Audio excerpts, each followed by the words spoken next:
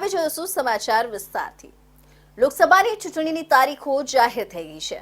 તમામ પાર્ટીના કાર્યકર્તાઓ અને નેતાઓની સાથે સાથે ઉમેદવારો હાલ ચૂંટણી પ્રચારમાં જોડાઈ ચૂક્યા છે।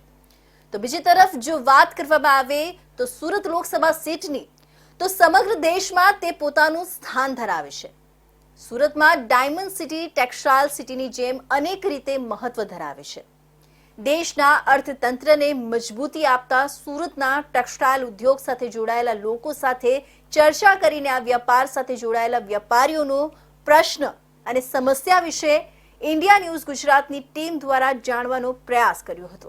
लोकसभा चुनाव की बात अगर करें तो लोकसभा चुनाव की तारीख पक्की हो चुकी है, जिसके चलते इंडिया न्यूज की टीम इस वक्त पहुंची है सूरत के कपड़ा मार्केट में। कपड़ा मार्केट में आने का एक कारण यह है क्योंकि सूरत का जो कपड़ा मार्केट है 7 से 8 हजार जितने व्यापारी हैं इस पूरे कपड़ा मार्केट में, और इस वक्त हम खड़े हैं सूरत टेक्सटाइल मार्केट के पास। तो लोकसभा चुनाव में जब उम्मीदवार नक्की हो चुके हैं सूरत के लिए, टेक्सटाइल मिनिस्टर जो थी दर्शना जरदोश, उनकी टिकट काटकर भारतीय जनता पार्टी के महामंत्री मुकेश दलाल को यहाँ की जिम्मेदारी सौंपी गई है इस बार। तो इस वक्त आप देख सकते हैं कि सूरत टेक्सटाइल मार्केट के बाहर कुछ लोग खड़े हैं, उनसे सीधी बात करेंगे कि आने वाले लोकसभा चुनाव को लेकर वो किस तरह से चुनाव करेंगे।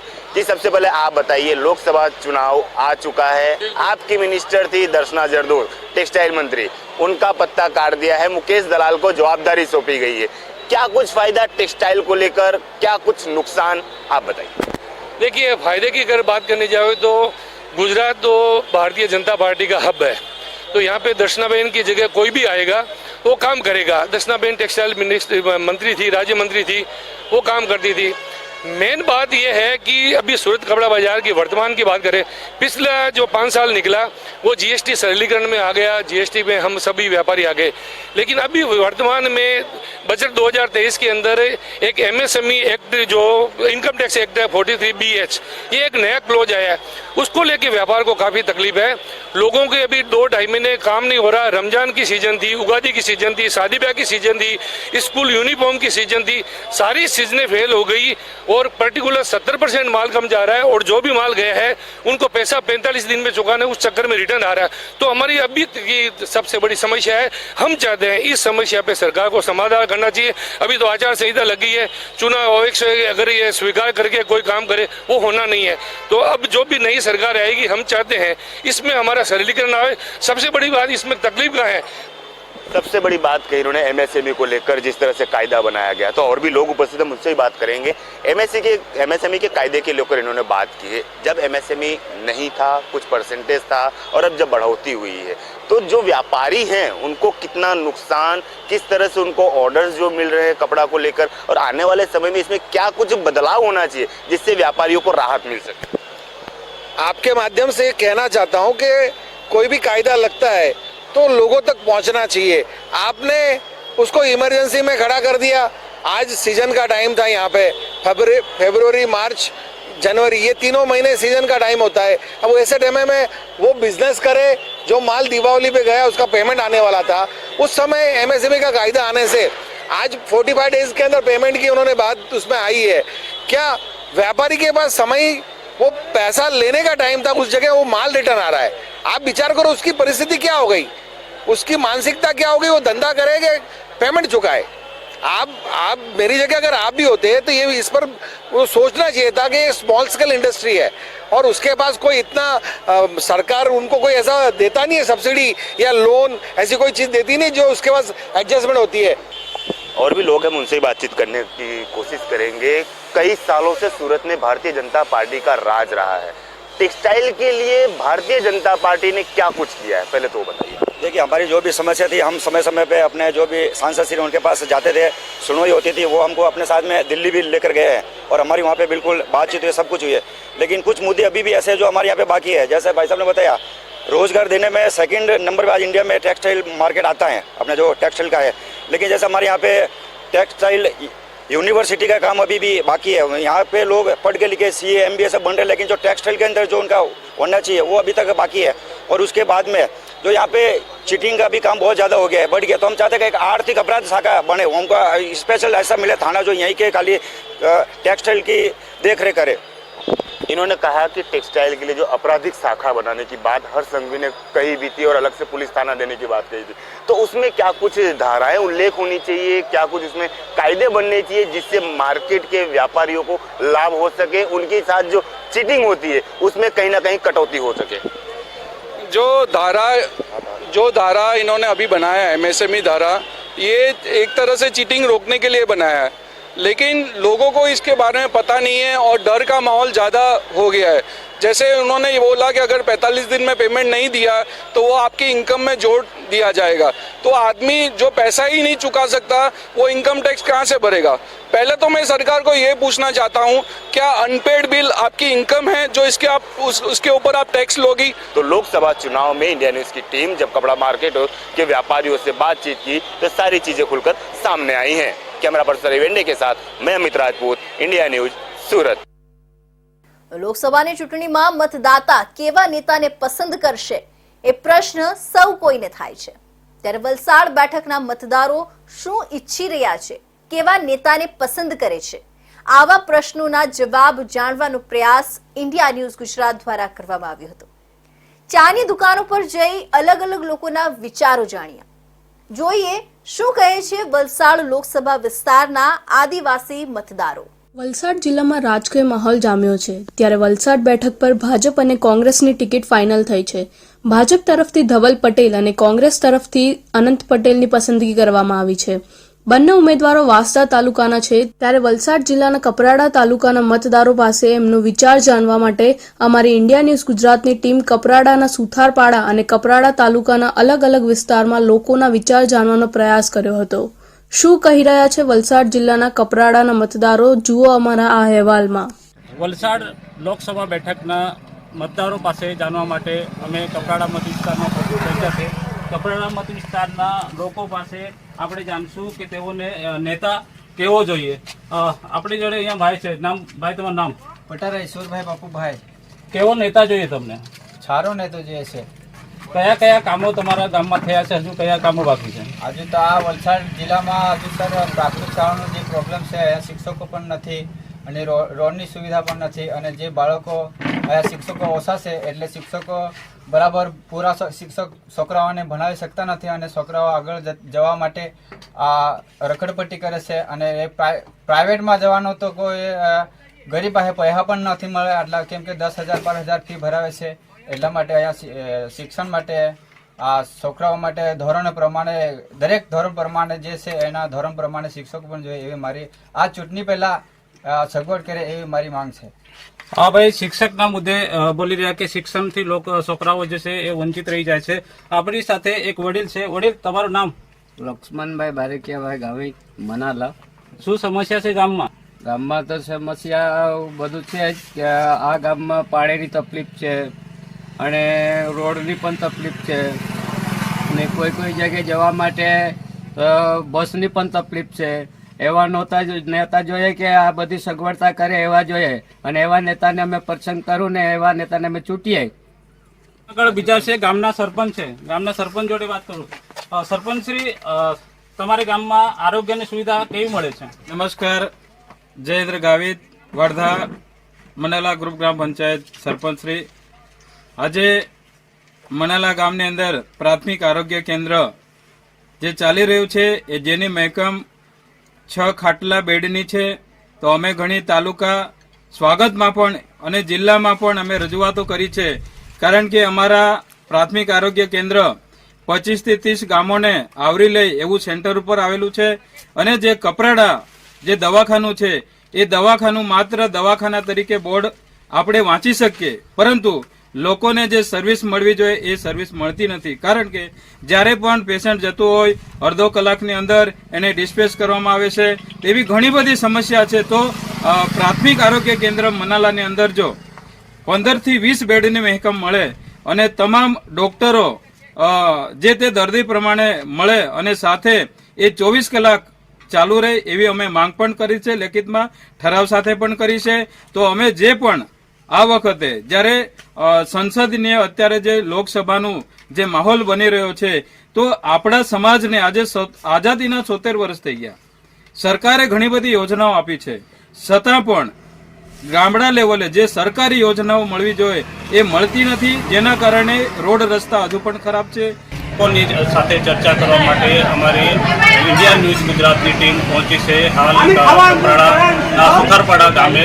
એ સુથારપાડા ગામે લોકો જે ચાયની ટપરી પર બેઠા છે એમની સાથે આપણે વાત કરીશું. તેમનું મંતવ્ય શું છે, કેવા ઉમેદવાર તેઓ પસંદ કરે છે, કામો થયા છે કે નહીં. અહીંયા આપણા ગામના વ્યક્તિ છે સુથારપાડા ગામના, એમની સાથે જાણશું. તમારે ગામમાં હાલે તમારે વલસાડ લોક બેઠક પર હાલે લોકસભાની ચૂંટણી આવી રહી છે, કેવા ઉમેદવારને પસંદ કરો છો?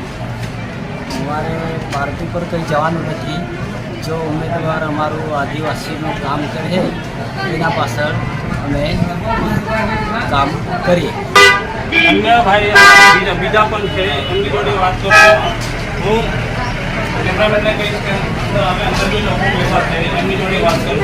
ભાઈ, તમારું નામ શું છે, ગામ કયું છે? મારું માધુભાઈ હરિભાઈ રાઉત, મારું ગામ ખળી. તમારા ગામમાં કયા એવા કામો છે તમારા મત વિસ્તારમાં કે તે હજુ પણ થયા નથી? અમારા વિસ્તારની અંદર કે અમારા ગામની અંદર રોડની સમસ્યા છે, પછી પાણીની સમસ્યા છે, કે પછી દવાખાના છે, દવાખાનામાં ડૉક્ટરો નથી, પછી શિક્ષણના પેલી મોટી મોટી હાઈસ્કૂલો ખોલી છે એમાં શિક્ષકો નથી, એટલે શિક્ષણમાં પેલો બહુ અભાવ છે. તેઓ એ મૂડ બનાવી રહ્યા છે કે એ લોકો નેતા જે છે એ સારો કામ કરી શકે એવા નેતાને પસંદ કરશે. દિશબોંગે, ઇન્ડિયા ન્યૂઝ ગુજરાત, કપરાડા.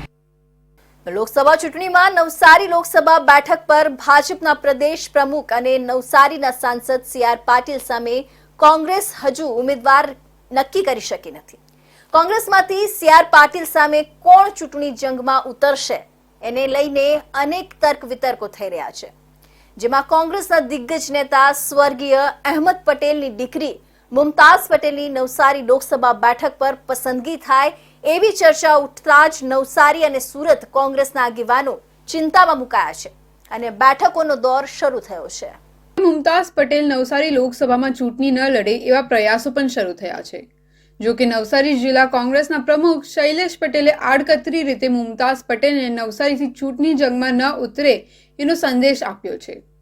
મુમતાઝ પટેલ સામે ઉજ્જવલ ભવિષ્ય છે. અહીંથી ચૂંટણી લડવું તેમનું વિચારવાનું છે, કારણ આગળ પાર્ટી રાષ્ટ્રીય લેવલને તેમની જવાબદારી આપી શકે છે. ભારતીય રાષ્ટ્રીય કોંગ્રેસના દિલ્હીના મોવડી મંડળને પણ સ્થાનિક સંગઠનના જ મજબૂત માણસને નવસારીથી ચૂંટણી લડાવવા રજૂઆત કરવામાં આવી છે. તેમ છતાં હજુ મુમતાઝ પટેલને ટિકિટ આપવામાં આવે તો ખભેથી ખભા મલાવીને CR પાટીલને હરાવવા મજબૂતીથી લડીશું. જો કે કોંગ્રેસમાંથી નવસારી મેદાનમાં કોણ ઉતરે એની ચર્ચામાં જિલ્લા પ્રમુખ શૈલેષ પટેલ પણ છે. ત્યારે શૈલેષ પટેલે પાર્ટી જે આદેશ આપે એને માન્ય રાખવાની પણ તૈયારી દર્શાવી છે. અત્યારે છેલ્લા 2-3 દિવસથી નવસારી લોકસભા સીટ માટે અમારા મુરબ્બી અને અમારા આદરણીય અહેમદ પટેલ સાહેબના દીકરી મુમતાઝ પટેલની વાતો આવી રહી છે અને એ બાબતે સુરતનું મોવડી મંડળ, નવસારી જિલ્લાનું મોવડી મંડળ વચ્ચે અમારી અનેક બેઠકો થઈ છે, અનેક ચર્ચાઓ થઈ છે અને એ ચર્ચાઓ અમે ખૂબ જ પોઝિટિવ કરી છે. AICC સાથે પણ ચર્ચા કરી છે અને જો મુમતાઝ પટેલને ટિકિટ આપવામાં આવશે તો અમે ખભા સાથે ખભા મિલાવીને લડશું. ગુજરાત રાજ્યમાં 26 બેઠક પર નવસારી બેઠક સૌથી વધુ ધ્યાન આકર્ષિત કરતી બેઠક માનવામાં આવે છે, કારણ કે પ્રદેશ ભાજપના પ્રમુખ CR પાટીલ આ બેઠકના સિટિંગ સાંસદ હોવા સાથે હાલમાં ભાજપના ઉમેદવાર છે. સાથે જ ગત ટર્મમાં તેમને 6,68,000થી વધુ લીડ મેળવી હતી. પાટીલ આ સીટ પર છેલ્લી 3 ટર્મથી જીત મેળવતા આવ્યા છે. તેમની સામે ટક્કર આપવા માટે કોઈ સક્ષમ ઉમેદવાર ઉતારવો પડે એ માટે અત્યાર સુધી સુરત અને નવસારી જિલ્લા કોંગ્રેસના અગ્રણીઓ વિચારવામાં હતા. ત્યારે એકાએક મુમતાઝ પટેલનું નામ આવતા કોંગ્રેસી કાર્યકરો ચોંકવા સાથે નિરાશ થયા હશે. તો ગુજરાત યુનિવર્સિટીમાં વિદેશી વિદ્યાર્થીઓ પર થયેલા હુમલાની ઘટના બાદ ઘેરા પ્રત્યાઘાત પડ્યા છે. ત્યારે સુરતની વીર નર્મદ દક્ષિણ ગુજરાત યુનિવર્સિટી દ્વારા પણ આ પ્રકારની ઘટનાઓ ન બને તે માટે તકેદારી રાખવામાં આવી રહી છે. નર્મદ યુનિવર્સિટીના કેમ્પસમાં સાદા ડ્રેસમાં પોલીસ પેટ્રોલિંગ વધારી દેવામાં આવ્યું છે. વીર નર્મદ દક્ષિણ ગુજરાત યુનિવર્સિટી VNSGUમાં અફઘાનિસ્તાનના 38, બાંગ્લાદેશના 2 વિદ્યાર્થીઓ સહિત કુલ 53 વિદેશી વિદ્યાર્થીઓ અભ્યાસ કરે છે. જે યુનિવર્સિટીના વિવિધ ફેકલ્ટીમાં અભ્યાસ કરી રહ્યા છે અને હોસ્ટેલમાં રહે છે. યુનિવર્સિટીના કેમ્પસમાં આવી ઘટના ન બને તે માટે પોલીસ દ્વારા ખાનગી વસ્ત્રોમાં પેટ્રોલિંગ હાથ ધરાશે. તેમજ જે કોઈ આવી ઘટના બને તો વોટ્સએપ ગ્રુપમાં મેસેજ કરી જાણ કરવા માટે વિદેશી વિદ્યાર્થીઓને સૂચના આપવામાં આવી છે. કુલપતિ ચાવડાએ કહ્યું કે કોઈ અનિચ્છનીય ઘટના ન બને તે માટે મોનિટરિંગ કરવામાં આવી રહ્યું છે. આવતા જતા તમામ લોકો પર ધ્યાન રાખવામાં આવી રહ્યું છે. પોલીસ દ્વારા પેટ્રોલિંગ કરવાની સાથે સાથે કડકમાં કડક પગલાં લેવાની તૈયારી કરવામાં આવી છે. સંકલન પણ કરવામાં આવી રહ્યું છે. ગુજરાત યુનિવર્સિટી અને સુરત શહેર માન્ય પોલીસ કમિશનર સાહેબના નેતૃત્વની અંદર એમની ટીમ અને આપણું વહીવટી તંત્ર જરૂરી મોનિટરિંગ ટીમ અને સાદા દેશની અંદર પોલીસ વ્યવસ્થા તંત્ર ગોઠવીને આપણી યુનિવર્સિટીની અંદર 53 જેટલા વિદેશી વિદ્યાર્થીઓ અભ્યાસ કરી રહ્યા છે. એમાં મોટાભાગના અફઘાનિસ્તાન અને બાંગ્લાદેશના વિદ્યાર્થીઓ અભ્યાસ કરી રહ્યા છે. આ વિદ્યાર્થીઓ ગર્લ્સ હોસ્ટેલ અને બોયઝ હોસ્ટેલ, લાઇબ્રેરી અને જ્યાં જ્યાં અભ્યાસ કરી રહ્યા છે ત્યાં પણ અમારી મોનિટરિંગ ટીમ અને પોલીસ તંત્રની ખાનગી ટેસ્ટની ટીમ ગોઠવી દેવામાં આવી છે. કોલેજ અને હોસ્ટેલમાં વિદ્યાર્થીઓ વચ્ચે ઘણી વખત કોઈક બાબતોમાં વિવાદ થતો હોય છે અને બાદમાં ઉશ્કેરાટમાં આવી જે વિદ્યાર્થીઓ ના જૂઠી વચ્ચે મારામારી જેવી ઘટના બનતી હોય. ત્યારે આવી ઘટના ન બને અને કોલેજ સહિત હોસ્ટેલની શાંતિ ભંગ ન થાય એ માટે યુનિવર્સિટી પ્રશાસન દ્વારા તકેદારીના પગલાં લેવામાં આવી રહ્યા છે. સુરત નવી સિવિલ હોસ્પિટલના કિડની બિલ્ડિંગમાં કેથ લેબ સાથે હાર્ટની સુપર સ્પેશિયાલિટી સુવિધાઓ શરૂ કરવામાં આવશે. કિડની બિલ્ડિંગના ગ્રાઉન્ડ ફ્લોર પર કેથ લેબ શરૂ થશે. આ સાથે ચોથા માળ પર કાર્ડિયાક સેન્ટર શરૂ કરવામાં આવશે, જેમાં હૃદય સંબંધિત તમામ રોગોની સારવાર અને સર્જરી કરવામાં આવશે. આનાથી હૃદય રોગના દર્દીઓએ અમદાવાદ અને મુંબઈ જેવા મોટા શહેરોમાં જવું પડશે નહીં અને ખાનગી હોસ્પિટલમાં લાખો રૂપિયા ખર્ચવા પડશે નહીં.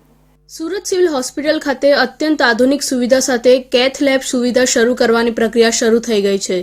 2 કાર્ડિયોલોજિસ્ટ અને 2 ટેકનિશિયનની કાયમી નિમણૂક માટે દરખાસ્ત ગાંધીનગર મોકલી દેવામાં આવી હતી. આરોગ્ય વિભાગે આ માટે અમદાવાદની UN મહેતા હાર્ટ હોસ્પિટલ સાથે જોડાણ કર્યું છે. સમગ્ર દક્ષિણ ગુજરાતમાં પ્રથમવાર દર્દીઓને હૃદયને લાગતા ગંભીર રોગોની સારવાર એક જ જગ્યાએ મળી શકશે. હાલમાં આ સુવિધાઓ અમદાવાદ સિવિલ હોસ્પિટલમાં છે. ફેબ્રુઆરીમાં જાહેર કરાયેલા રાજ્ય સરકારના બજેટમાં ગાંધીનગર, રાજકોટ અને સુરતમાં કાર્ડિયક ટ્રીટમેન્ટ સેન્ટર શરૂ કરવાની જાહેરાત કરવામાં આવી હતી. આ માટે 40 કરોડ રૂપિયાની જોગવાઈ કરવામાં આવી છે.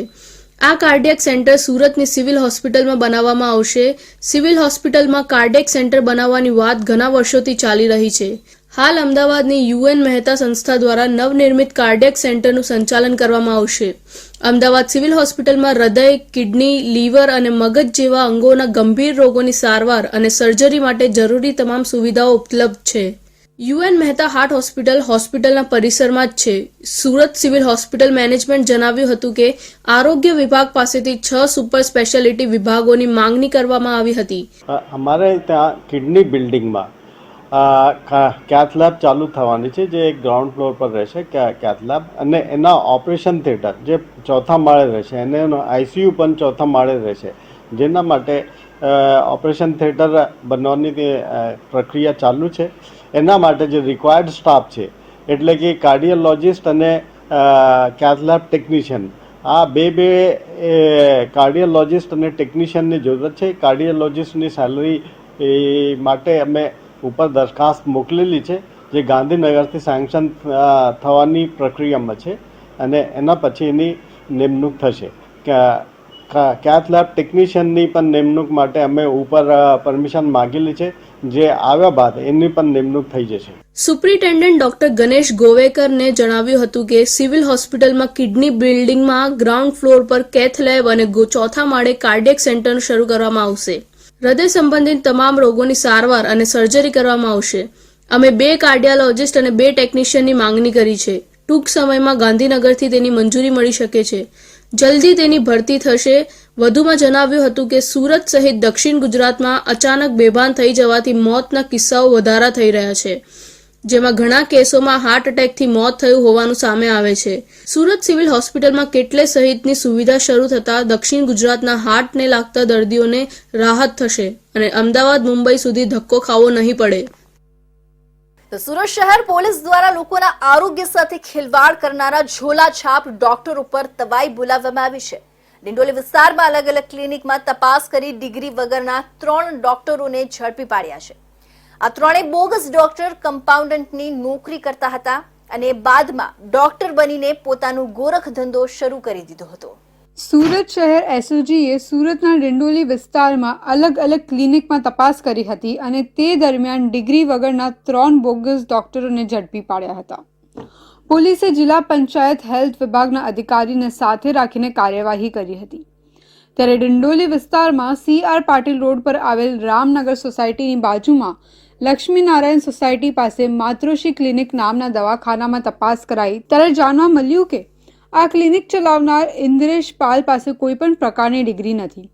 તે ડિગ્રી વગર મેડિકલ પ્રેક્ટિસ કરે છે.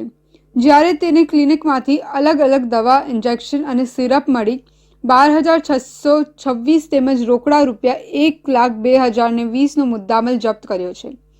આ નકલી ડોક્ટરની પૂછપરછમાં સામે આવ્યું હતું કે તે ઉધનાની અલગ અલગ હોસ્પિટલમાં કમ્પાઉન્ડર તરીકે નોકરી કરતો હતો. તેને અલગ અલગ રોગમાં કઈ દવા અપાય તેનું નોલેજ થતાં તેને નોકરી છોડી છેલ્લા 5 વર્ષથી તે દવાખાનું ચલાવતો હતો. ત્યારબાદ સુરત એસઓજી દ્વારા આરોગ્ય અધિકારીને સાથે રાખીને સુરતના ડિંડોલી વિસ્તારમાં માનસી રેસિડેન્સીની બાજુમાં આવેલ મધુમિતા ક્લિનિકમાં તપાસ કરવામાં આવી હતી અને ત્યારે જાણવા મળ્યું હતું કે આ દવાખાનું ચલાવનાર ઉત્તમ ચક્રવર્તી પાસે પણ કોઈ પ્રકારની ડિગ્રી નથી. તે અલગ અલગ ક્લિનિકમાં કમ્પાઉન્ડર તરીકે નોકરી કરતો હતો અને તેને પણ કોઈ રોગમાં કઈ દવા અપાય તેનું નોલેજ મેળવી લઈને દવાખાનું શરૂ કરી દીધું હતું અને છેલ્લા 8 વર્ષથી તે આ જ પ્રકારે દર્દીઓને દવા આપતો હતો અને પોતાનું ક્લિનિક ચલાવતો હતો. તો પોલીસે ડોક્ટર ઉત્તમ ચક્રવર્તીની ધરપકડ કરી તેને ક્લિનિકમાંથી દવા, ઇન્જેક્શન, સિરપ સહિત 7,414 રૂપિયાનો મુદ્દામાલ જપ્ત કરી વધુ કાર્યવાહી હાથ ધરી છે. સુરત શહેરની સ્પેશિયલ ઓપરેશન ગ્રુપ દ્વારા 3 બોગસ ડોક્ટર કે જેઓ કોઈ પણ જાતની પરવાનગી વગર એલોપેથિક પ્રેક્ટિસ કરી રહ્યા હતા, જે અનુસંધાને તેઓની ધરપકડ કરી અને ગુનો નોંધવામાં આવ્યો હતો. એસઓજીની ટીમે આ ગુનો નોંધાવી અને પોલીસ સ્ટેશનમાં વિગતો આપી હતી, જે અનુસંધાને પોલીસે આગળની કાર્યવાહી કરી હતી.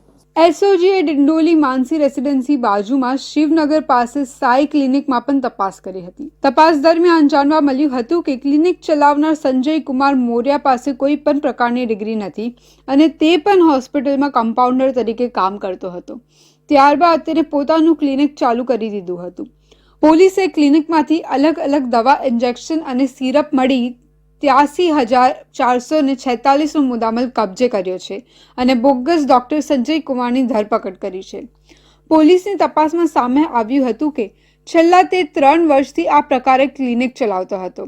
આમ સુરત પોલીસે ઝોલાછાપ 3 ડોક્ટરની ધરપકડ કરી વધુ તપાસ હાથ ધરી છે અને લોકોને પણ અપીલ કરી છે કે તેમના વિસ્તારમાં આવા કોઈ પણ ઝોલાછાપ ડોક્ટર હોય તો તાત્કાલિક પોલીસને જાણ કરે.